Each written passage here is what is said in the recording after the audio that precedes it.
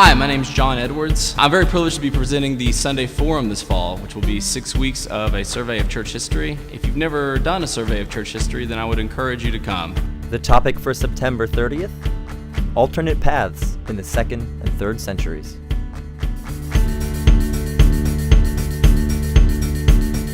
Saint Francis of Assisi is one of the great Christian saints who lived in the 12th century. He's known not only for Islamic dialogue, but also for stewardship and his care of all of God's creation. Calvary St. George's is pleased to celebrate the Feast of St. Francis, October 4th. We will have 2 services to celebrate his feast.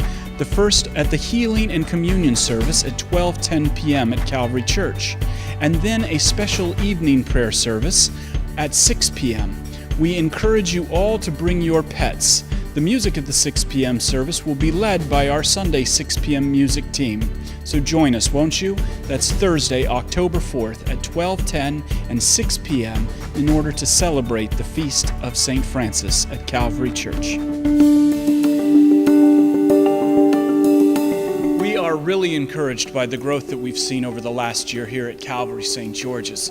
And in response to that, we are going to be offering a membership course to get everybody plugged in and on the same page.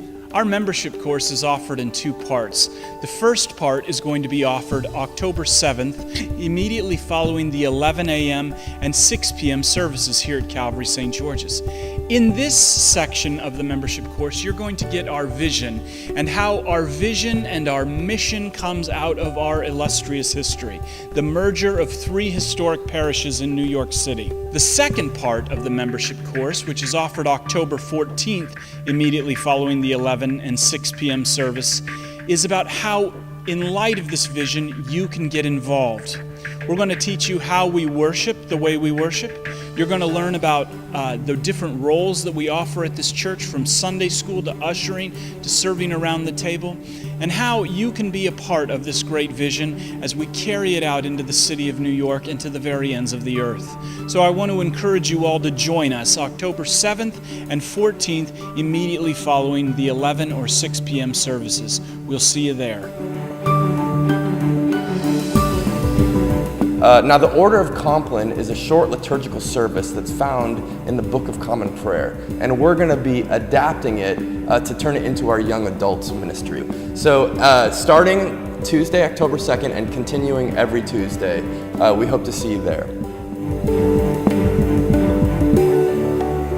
This Sunday, we looked at the myth of man as owner. Next week, at all 3 of our services, we're going to be looking at the myth of God as taker. You see, when we think that we are owners of things, then when we lose them, we think that God oftentimes is the one who's taken it away. So join us next week as we dispel that myth, God as taker. And we're going to do that by looking at the text, Matthew 25, verses 14 through 30, and the parable of the servants and their talents. This oftentimes misunderstood parable sheds new light on the idea of God and His graciousness to us. So join us next week as we dispel the myth of God as taker.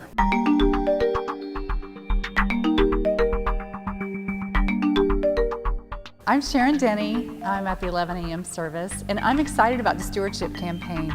You know, years ago I thought, I can't afford to give. Then I learned more about biblical stewardship and generosity and how God gives us this amazing opportunity to be involved in His works through the blessings He gives us.